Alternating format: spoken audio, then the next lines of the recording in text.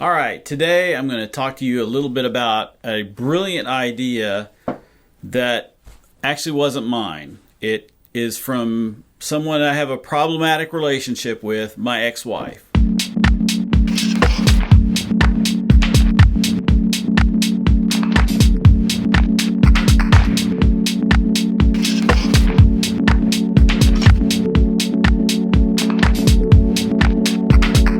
Okay, so some background.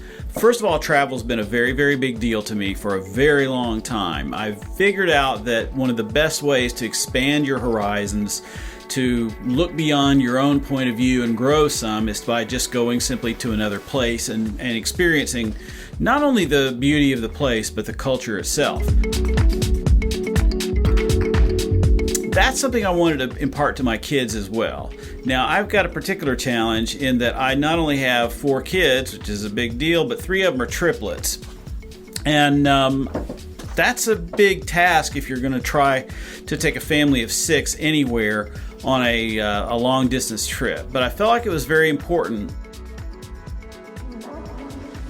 So we took some trips as the kids were growing up, and one of the greatest trips that I got to take was an actual 8-week trip where we took the whole family to Berlin for the summer. It's where I made one of my films, and we had the opportunity to travel all over Europe during that time. It was absolutely magnificent.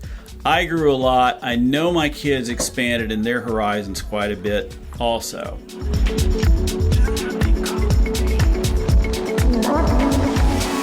Let's start there, but here's where the idea of an adventure fund came about, and here's how it works, all right?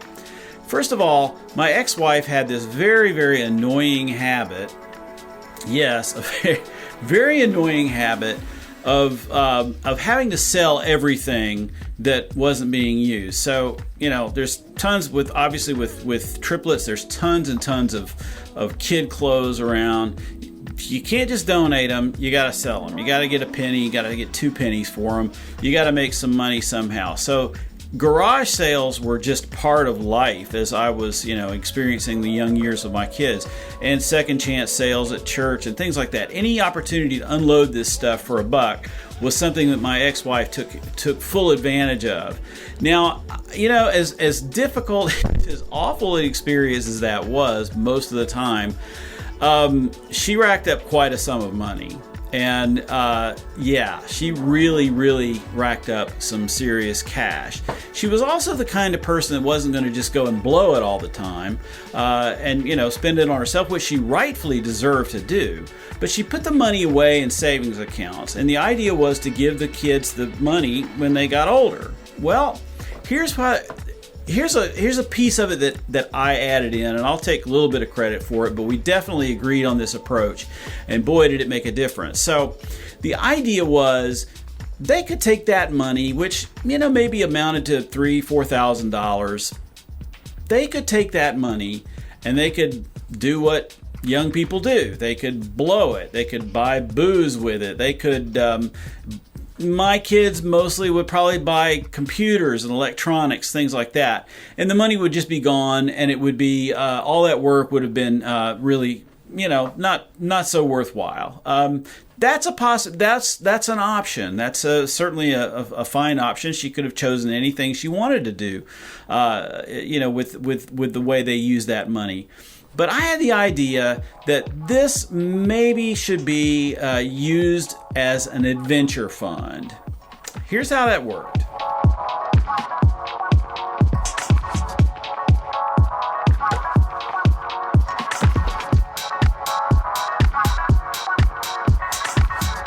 Recognizing that everybody, when they're growing up, needs to have an experience where they're kind of pushed along, maybe do something that's outside their comfort zone. Maybe do something that forces them to engage in problem solving, challenge breaking, all that stuff. Everybody needs that. And that's an essential part of growing up as far as I'm concerned. Why not use that money to fuel an adventure?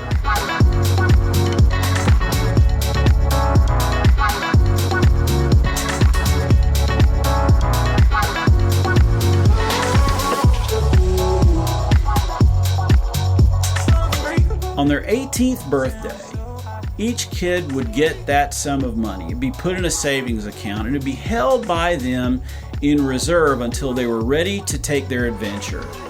And what they had to do was figure out what that adventure was going to be.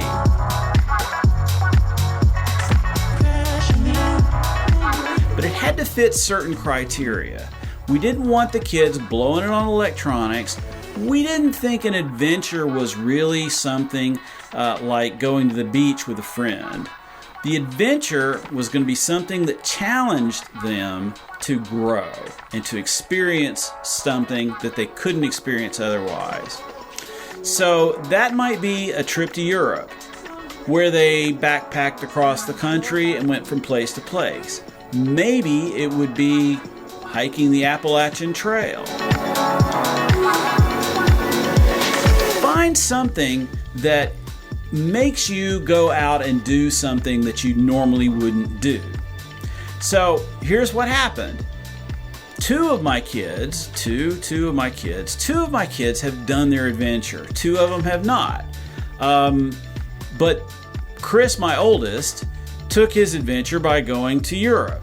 And he spent about, I think, 6 weeks going from place to place in Europe.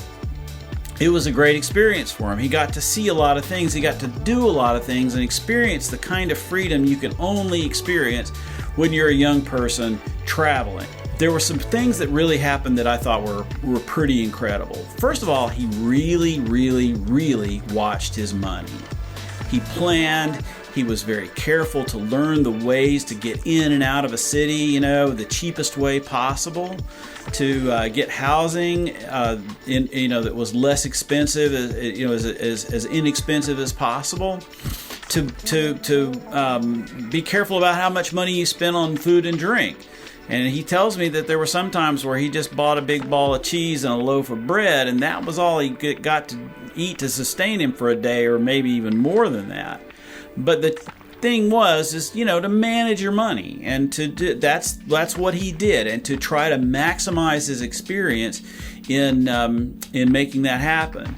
Now, Matthew, one of my other kids that has done this trip, he did the same thing. He went to Europe. He started in one city and made his way to another. I think he came into Europe by way of Amsterdam and then left by way of Stockholm. But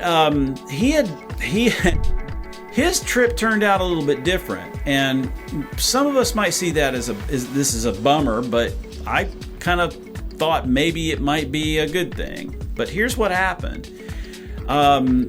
A few nights into his trip, he had come to Europe with a Eurail pass, which is a great deal if you want to just go back and forth and get around Europe. It's an inexpensive way to travel.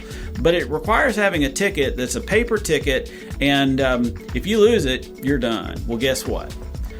It was stolen from him one night at a hostel. Well, this was a disaster. I mean, obviously, I was heartbroken. My ex-wife was heartbroken. He was... I can only imagine. He's sitting there, and he's in Europe, and he's got plans, and he's excited and everything, and then the rug gets pulled out from under him.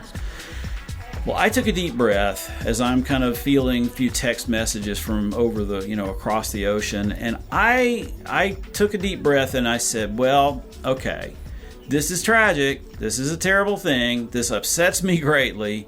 However, he told me he bought the insurance for the ticket. So when he gets back, he gets his money back. But more than that, this forces him to have to figure it out. This forces him to have to get in there, work the problem, and then figure out how to finish out the time that he had out on the road and do it affordably, do it in a timely manner, and to complete his adventure, even though he doesn't have that magical ticket that was going to get him from place to place. I think that was the growing experience for him. There are all kinds of other growing experiences that we have while we're out in the world. We have all kinds of experiences, with food, with people, finding connections that we didn't imagine we could possibly make. But That's the idea behind the Adventure Fund. I think that's a pretty cool concept. I've gotten a lot of, I've explained the concept to a lot of people and they go, wow, that's really amazing. It's a really cool thing. I want to do that for my kids. I wonder what it would be like if you made your own adventure fund. I wonder what it'd be like if you socked away some money for a period of time, and then took an adventure like that, something that steps out of your boundaries to get you out of out of your safe zones. I know recently met a guy that sold everything he had and took his motorcycle and was going to ride from here to the southern tip of South America and back in a year. That's pretty big, but I really do feel like probably the best way we can spend our money is travel. But even further than that, I feel like the best way we can really use our money and use our time is through adventure and through doing something that's uncomfortable, something that pushes our limits, something that makes us go somewhere we hadn't really gone before, hadn't been willing to go before. Now, take that concept, give it a try. Maybe you've done something like that yourself, but I'd love to see you write it in the comments down below. I'd love to hear what you've done with a similar kind of concept. That's what this channel is all about, and I hope we'll share ideas. I'm often on an adventure of my own. I'll let you know how it goes, and in the subsequent episodes, I'm going to let you know everything I'm doing to prepare for it, from getting my passport renewed to getting visas to learning how to pack, all that stuff. It's not easy, it takes a little time, and the adventure I'm going on, I think, is going to require quite a bit of forethought. I'm Steve, the mild and lazy guy. You take it easy and get out there and live your adventure.